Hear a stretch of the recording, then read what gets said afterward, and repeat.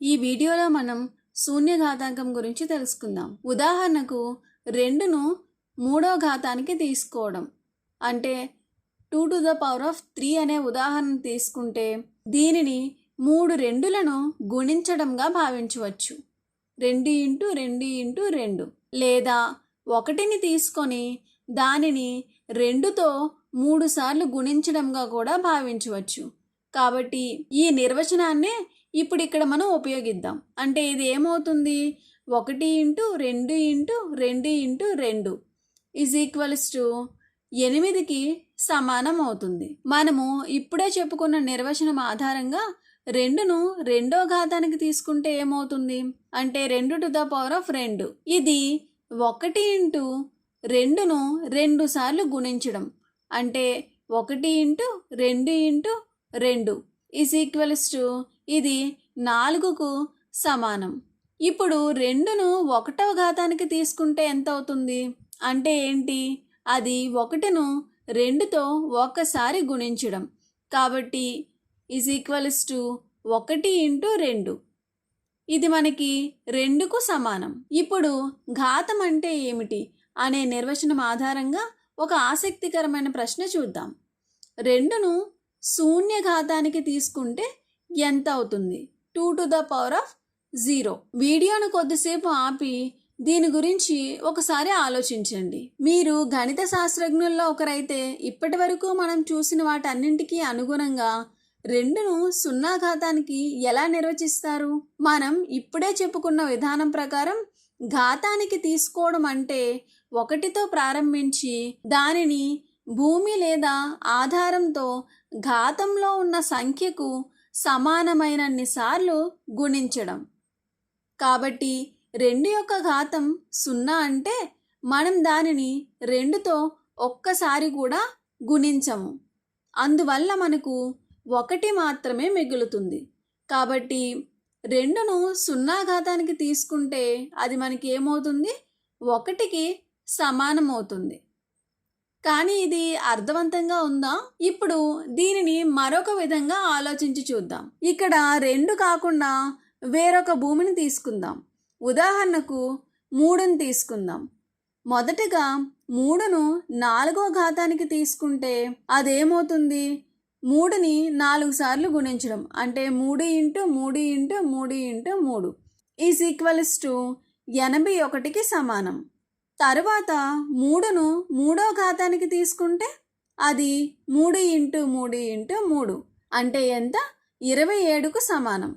తరువాత 3ను రెండో ఘాతానికి తీసుకుంటే 3 ఇంటూ 3 ఈజ్ ఈక్వల్స్ టు 9 మరియు 3ను 1వ ఘాతానికి తీసుకుంటే 3ను ఒక్కసారే తీసుకోవాలి కాబట్టి ఏమవుతుంది? 3. మీరు ఇక్కడ ఏదైనా క్రమాన్ని గమనించారా? ఇక్కడ చూడండి, మనం ఘాతాన్ని ప్రతిసారి తగ్గించినప్పుడు అంటే 4 నుంచి 3, 3 నుంచి 2, 2 నుంచి 1 అయినప్పుడు ఏం జరుగుతుందో చూద్దాం. మొదటగా మనం 3ను 4వ ఘాతానికి తీసుకున్నాం. తర్వాత 3ను 3వ ఘాతానికి తీసుకున్నాం. ఇప్పుడు వచ్చిన విలువలో మనకి ఎలాంటి మార్పు ఉంది? చూడండి, ఇక్కడ విలువ 81 నుంచి 27కి మారింది. ఇక్కడ మనం 3తో భాగించాము అనుకోండి, అంటే 81 ఈజ్ డివైడెడ్ బై 3 చేస్తే మనకి ఏమొస్తుంది? 27. ఎందుకంటే మనం 3ను ఒకసారి తక్కువగా గుణిస్తున్నాం కాబట్టి 81 నుండి 27కి వెళ్ళడానికి 3తో భాగిస్తాం. ఈ విధంగా ఘాతాన్ని 1 తగ్గించినప్పుడు మళ్ళీ 3తో భాగిస్తాం. అంటే తర్వాత చూస్తే 27 నుండి 9కి రావాలంటే మరలా మనం ఏం చేయాలి? 3తో భాగించాలి. అదేవిధంగా 9 నుండి 3కి వెళ్ళినప్పుడు కూడా మనం ఏం చేయాలి? 9ని 3తో భాగించాలి. ఇప్పుడు దీని ఆధారంగా 3ను 0 ఘాతానికి తీసుకుంటే ఎంత ఉండాలని మీరు అనుకుంటున్నారు? ఇక్కడ ఘాతాన్ని 1 తగ్గించిన ప్రతిసారి భూమితో భాగించాలి అనేది ఈ క్రమం. కాబట్టి మనం మళ్ళీ 3తో భాగించాలి. ఈ క్రమాన్ని అనుసరిస్తే మనకి ఏమవుతుంది? 3 ఈజ్ డివైడెడ్ బై 3 చేయాలి. అది మళ్ళీ మనకి ఏమిస్తుంది? 1ని ఇస్తుంది. అంటే 3 యొక్క ఘాతం 0 అయినప్పుడు దాని విలువ ఎంత వచ్చింది? 1.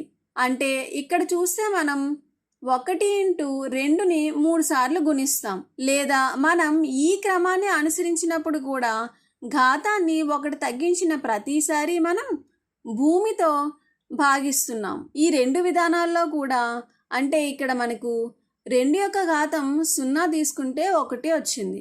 అలాగే ఈ పద్ధతిలో 3 యొక్క ఘాతం 0 తీసుకుంటే 1గానే వచ్చింది. దీన్ని బట్టి చూస్తే నిజానికి ఏ సంఖ్యనైనా 0 ఘాతానికి తీసుకుంటే అది 1కి సమానం అవుతుంది.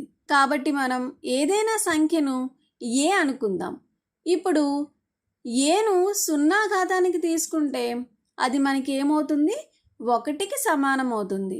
ఇక్కడ ఏ అనేది మనకి 0కి సమానం కాకూడదు. అంటే ఏ అనేది శూన్యేతర పూర్ణ సంఖ్య అయి ఉండాలి.